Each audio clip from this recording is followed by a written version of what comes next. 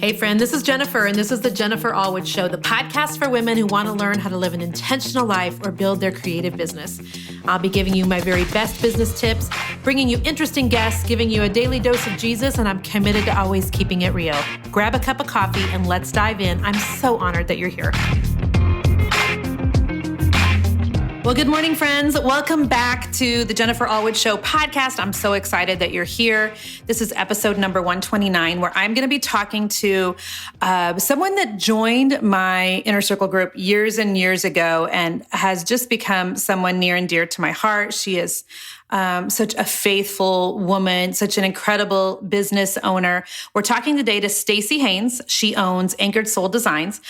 Stacey's been in business since 2011 and has over 70 stores who are carrying her wholesale sign. So she also has a thriving retail business, and there's tons that we can learn from Stacey. I love that she's, one of the original gangsters of my inner circle, and one of my original podcast guests. But what I really love about Stacey is just her faithfulness, both to me and my group, but also to her business, and just continuing to chug along and being willing to make pivots and changes as God brought them about in her business.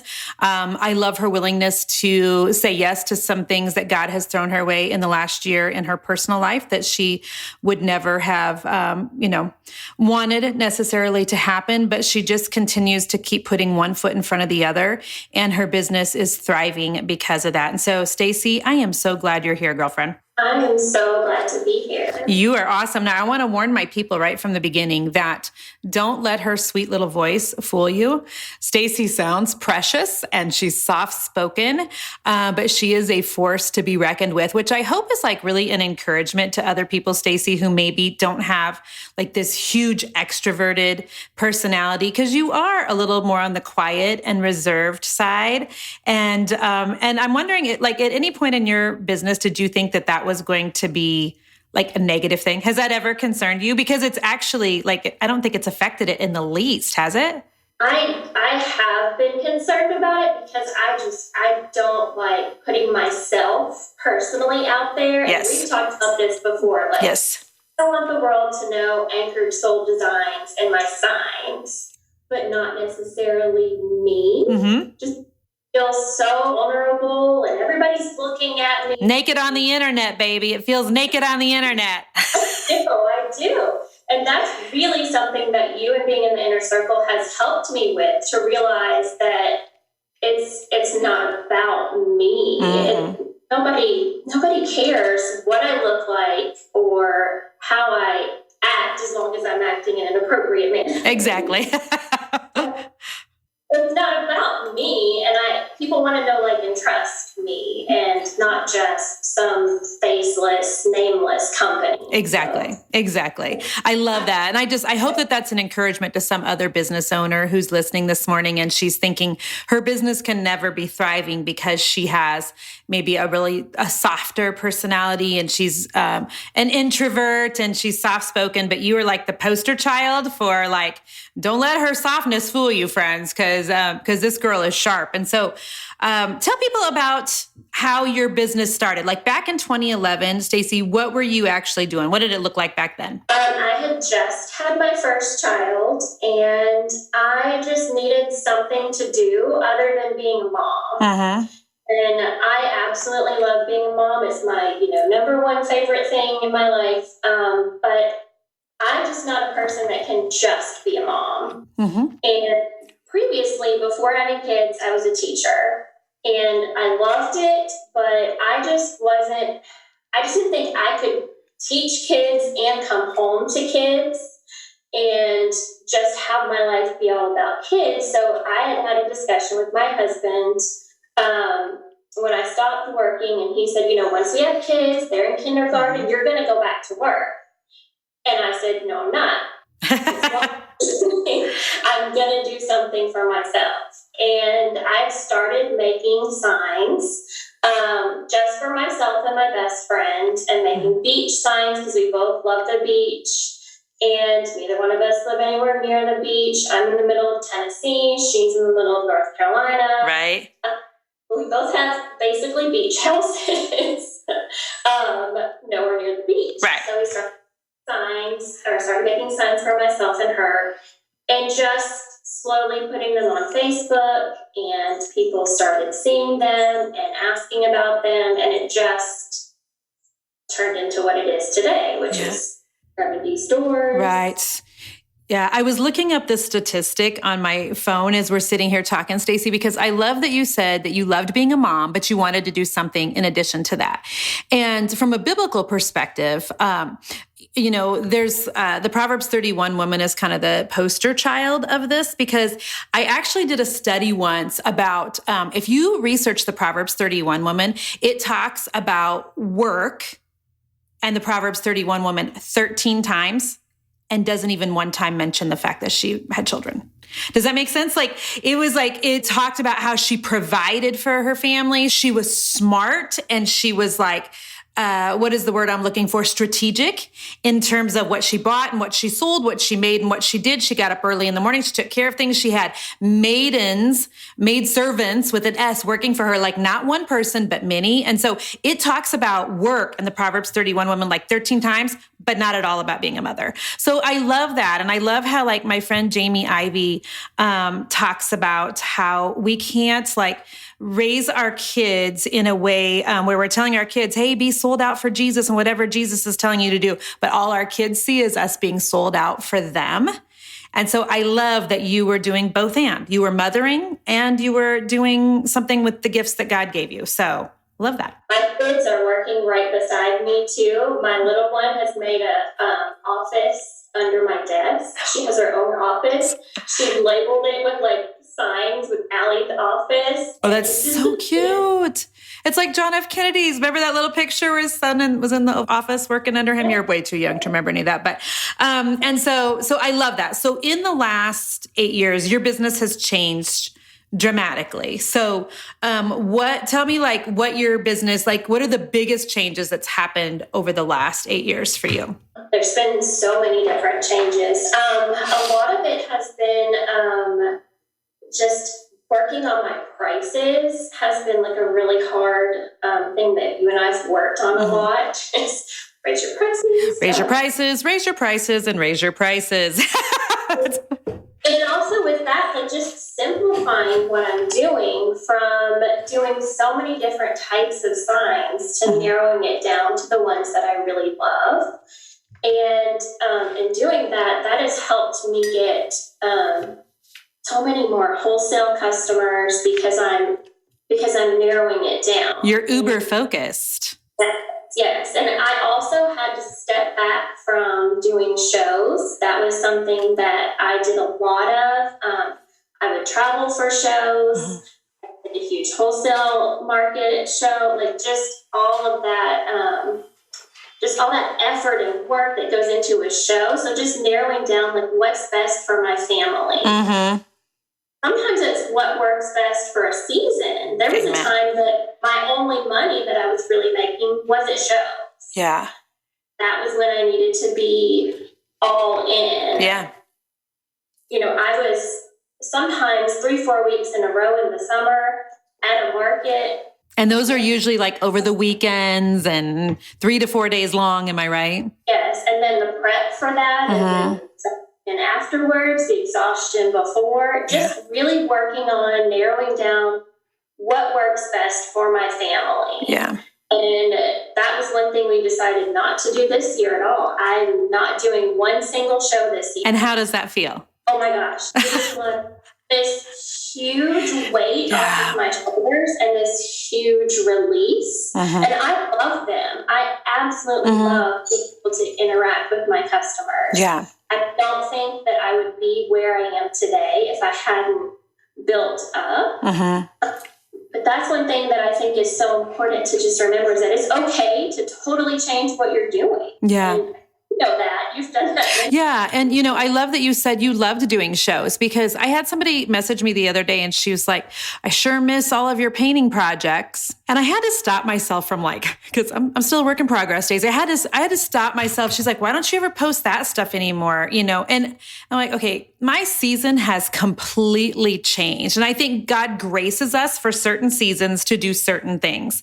And I can remember when I got rid of the painting company a couple of summers ago, people were like, don't you miss it? And I'm like, absolutely not. I loved it for 17 years while I did it. And I hope that somebody catches what I'm saying right now. I loved it, and it served me and my business and my family so well. But when the grace has lifted from a season that God's had you in, you are hyper aware of it, and you're not mourning moving to the next season. You know what I mean? Like when I let that thing go, I was like, hallelujah. Thank you, Lord, because I didn't realize how heavy it had become. And it's so impossible to chase like two rabbits at once. So I was trying to do the painting and do, the business coaching. And so I was very double-minded. It was really hard. I felt conflicted when I was out painting. My mind wasn't all there. I wasn't giving 100% to my clients, and then when I was coaching, I was thinking, crap, I still got to order paint. You know what I mean? And so I think that you are so wise to understand that there are certain seasons that God gives us grace to do certain things. When that grace has lifted, drop that like a hot potato and go all into where he's then taking you. And so right now you're all in on the wholesale world. Am I right? Yes, I'm all in on the wholesale world, but I'm also starting to push a little bit more on my retail side. Okay. I have started doing things like I have had a VIP Facebook group for my customers for probably 3 years, but I've not really done anything with it. There's just a few of my diehards in there, and if I run a sale, I tell them. That's about it. Don't get me started on those free groups, Stacey. I know. Y'all know I've got a podcast episode about that. No, I'm kidding. It's all good. You just opened yours back. I did, but we only opened it for a month, and it's very strategic, and it'll be closed at the end of that. And so we've got a strategy, girl. So tell me why the idea of going wholesale was even appealing to you in the first place. Like if there's some sweet mama who's at home right now and she's making things, like crazy and selling them at shows, like what were the, I don't want to say perks, but what were the things about going wholesale that were appealing? Because I don't know anything about the wholesale world, which is why we have you here. Okay, so I started with shows, led me to being next to people who had brick and mortars. That was how I got my first stores, was they were next to me, my little booth neighbors, and they loved my stuff and asked to carry it in their shop. Right. And I've been several times. So, but on consignment, so consignment is different from wholesale. Consignment is you give them the stuff. If it sells, they give you a percentage and they take a percentage. And is the percentage very good, Stacey? I don't even know what's normal. Is it like a 50-50 split? Is it like a 30-70 split? 30-70 is 30-70, 60-40. It's average. 40. Okay.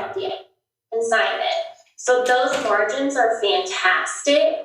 But it was really hard to keep up with. It would be local stores. I had to deliver the sign. I had to go check what do they need, constantly keep on top of who needs what. Inventory and yes. So on top of me doing the shows and needing all kinds of extra stock all the time for that, trying to run around to all my stores, I think probably the last podcast that you and I did, but at that point I probably had 6 stores that I would 2-3 years ago. I had 6 stores and I was running around to all of them all the time. And one is an hour away. So that's hard. So that just the idea of wholesale is, hey, here's my stuff. Do you want it? You buy it.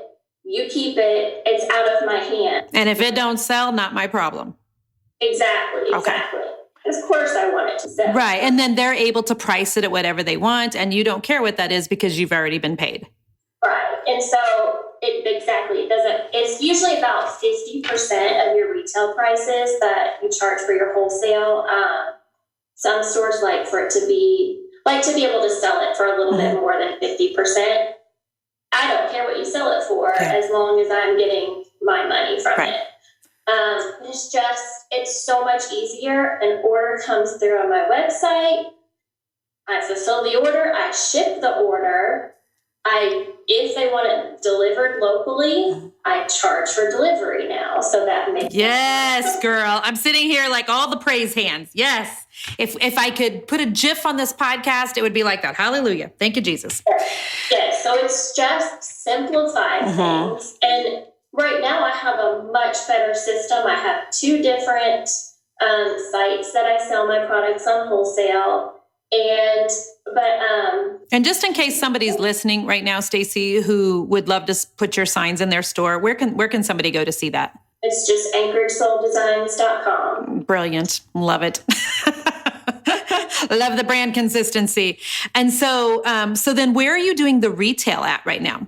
On Etsy right now, Okay. the only place that I have retail going, and that's going great. Okay. So I'm with that. Excellent. So tell me then, how do you balance the 2 of those? Do you have help? Do you have somebody that's like helping you post things on Etsy? And do you have somebody helping you fill the orders, that you need to send out for wholesale? Like, what does that look like on a daily basis? A lot of it is me, but I do have help because wholesale is so, even though there's some consistency with it, you don't know when an order is going to come in. You don't know week to week how many orders I'm going to have to fill. But when I do have a lot of work to get done, I have people that I can call in to help. So I have a few teenagers that help me and a couple of young people that help me. My husband helps me. And when there's a big project to do, we get it done. Yes. And I think that one of the things people don't understand about entrepreneurship is when you sign on to be an entrepreneur, your whole family just signed on. They don't even know it yet, but baby, this is a family ordeal. And by the way, that's a generational blessing that you'll pass down to them, that entrepreneurial spirit. Like right now, our oldest son, Noah, he's getting ready to be a senior. Do you have kids that old, Stacey? I'm trying to remember how old your children are. Yours aren't quite that old yet, are they? Yeah, I'm old. Okay. And so Noah's, we've got a senior and a kindergartner this year. Pray for us, y'all. But so Noah's getting ready to be a senior, and people are asking him, where are you going to school? What you doing? Where have you applied? All of the things.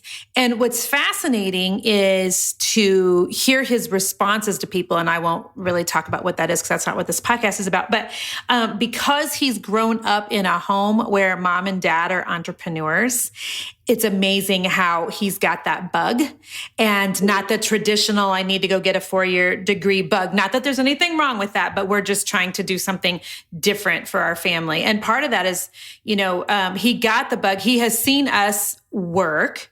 He has seen what that work has resulted in, but he's also been part of that. I mean, there was many days he was schlepping ladders into my truck for me. And, he was literally washing out paintbrushes. You know what I mean? I mean, when you're an entrepreneur, the whole family's an entrepreneur, whether they want to be or not. So I love that your family's helping you.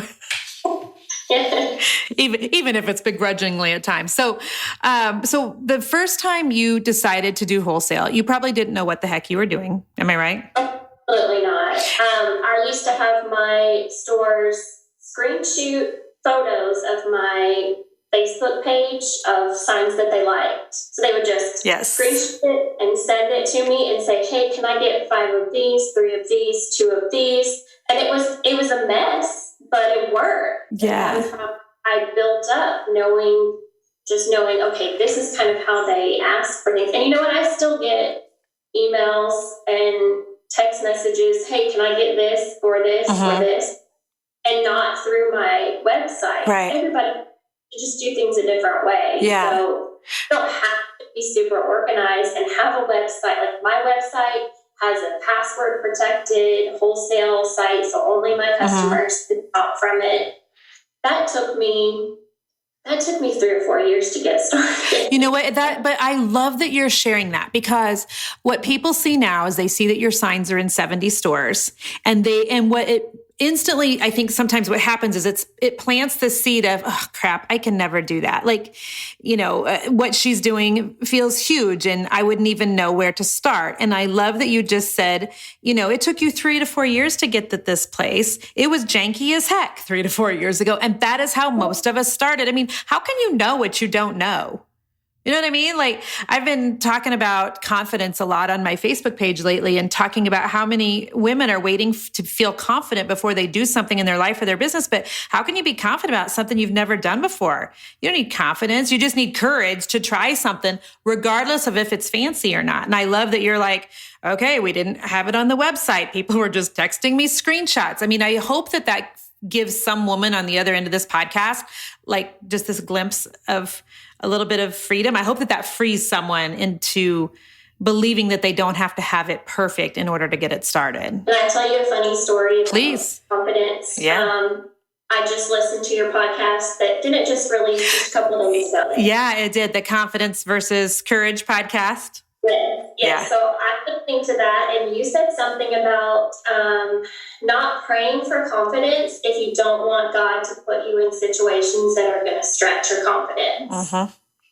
And so I guess I was feeling a little sassy that day. So I said, okay, I'm not going to pray for confidence because I don't want to do anything. It's like asking God for patience, and then he puts you in the longest line getting groceries, and then somebody cuts you off in traffic, and then your kid spills the whole gallon of milk. Like, I don't pray for patience. Heck to the no. God will give you opportunity to grow. You know what happened right after I said, okay, I'm not going to pray for confidence? I got the email asking me to be on the podcast. Oh, that's hilarious. That's hilarious. But yeah, people don't need confidence. They just need courage. You didn't need confidence to start pivoting over to the wholesale world. You just needed the courage to like put something out there and see what would happen. And so talk to me about your social media following right now, because if I remember correctly, you've got like 17,000 people following you on Facebook these days. Is that right? I do.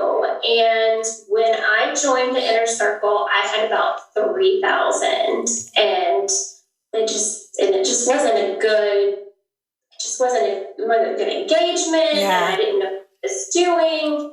And just applying the things that you've told me, even though I've been through some hard seasons lately where I have pulled back. I pulled back from doing Facebook Lives and just had some hard things that happened the past year that just made me want to not be on social media, really.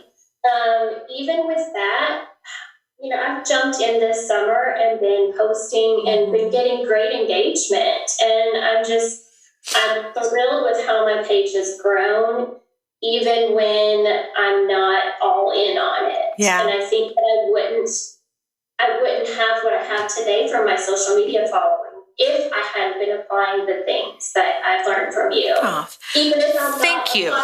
Specifically, I'm 100% not doing everything that you said. But you know what? Thank you for that little inner circle plug, and I appreciate that so much. And there are seasons too when we do have to pull back. I mean, I took a 2-week-long social media sabbatical for the first time in my life a couple weeks ago, and I'm going to be doing a podcast episode about what I learned through that. But it was so good just to because the thing people don't realize is social media takes a lot of energy, and it's emotional energy.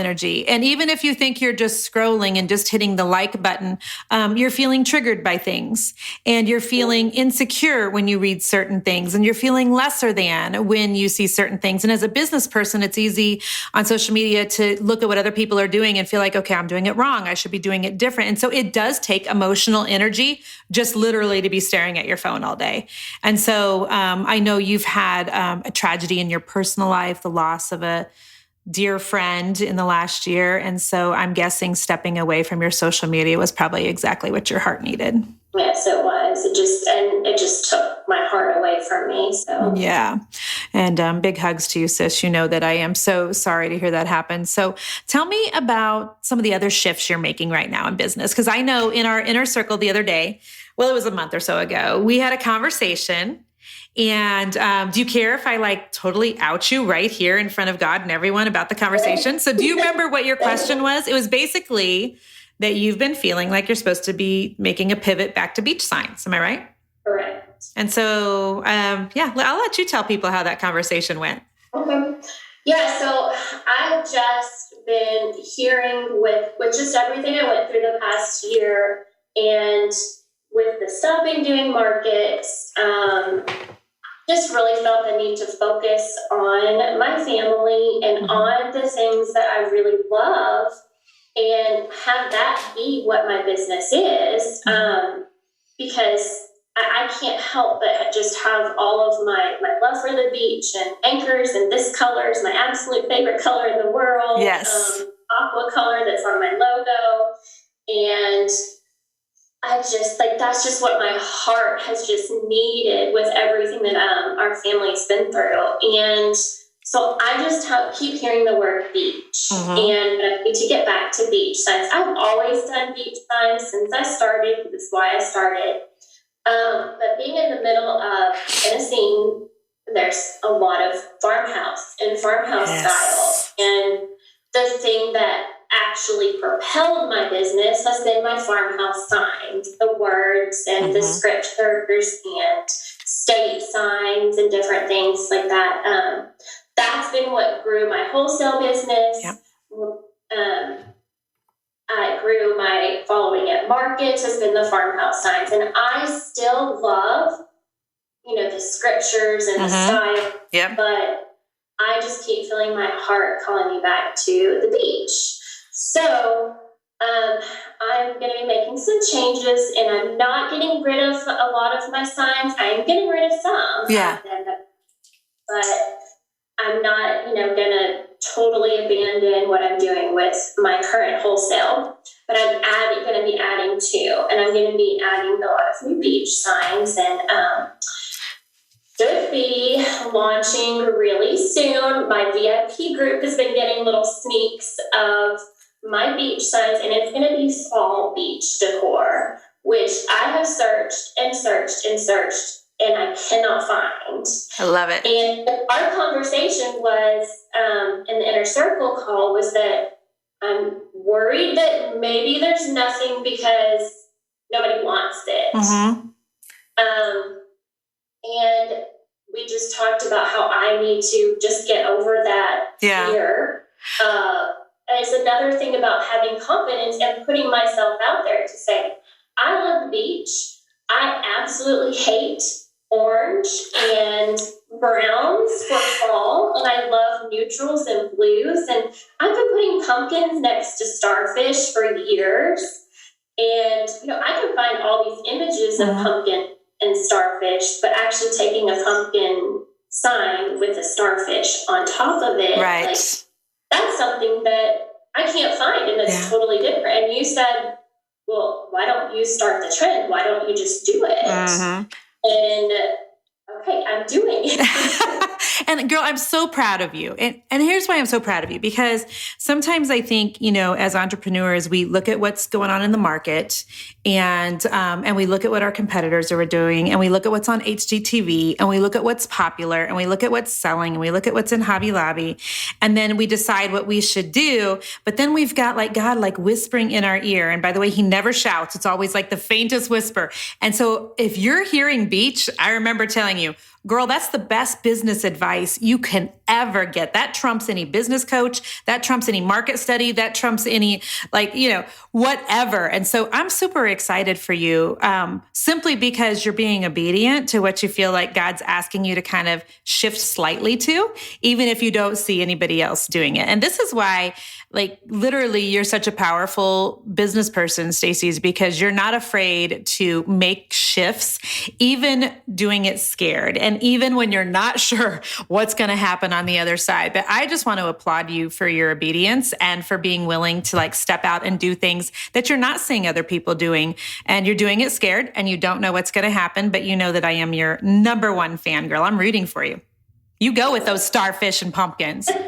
I'm not big on orange either, girl. That's why in the fall, I'm always decorating with metallics because I'm not big on the oranges and the yellows and the browns. So I totally get it. Yes, and I still have orange pumpkins, so there are those for people who want them. Excellent. Well, Stacey, I just want to thank you for being here with us and for sharing kind of what you know about Wholesale. I also want to thank you for that time that I was at Business Boutique and walked out of the bathroom and had toilet paper on my shoe. And you were like, Jen. And I was like, yes, what? Yes. And you were like the sweetest thing ever, saving me from complete humiliation in front of tons of people as I was about to go speak. So I just want to thank you for that. Again, I'll always be like forever grateful for you and just who you are. So thank you for being here. Oh, thank you so much for having me. All right, friends, go check out Stacey and all of her signs at Anchored Soul Designs. If you're someone who loves anything beach related or you know someone that is, please maybe forward this to them too, because I want to support Stacey as much as I can. I know how she has supported my inner circle for years and years. Stacey, how long have you been in there? 3 years, 4 years? 3 years this month. 3 years this month. Thank you for that. And if you're somebody that's interested in getting on the waiting list for when we open again in the fall, you can go to creatorsinnercircle.com. And so next week, we're going to have a fun episode here on the podcast. We are doing some Team Allwood podcast episodes. And so I'm going to be interviewing my executive project manager, Jenna, next week. And you're going to kind of get a behind the scenes look at how our business works and what Jenna does and how her and I work together, since our personalities are like 100% opposites. And so I think it's going to be a really fun episode. Essentially, I drive her nuts, Stacey. And so, there's that. So we're going to talk about it on the episode next week. So thank you again for being here. Please share this episode with somebody that you know who may be interested in looking at shifting from retail over to wholesale. Go find Stacey at Anchored Soul Designs. And until next week, I hope you will stay creative. All right. Bye-bye.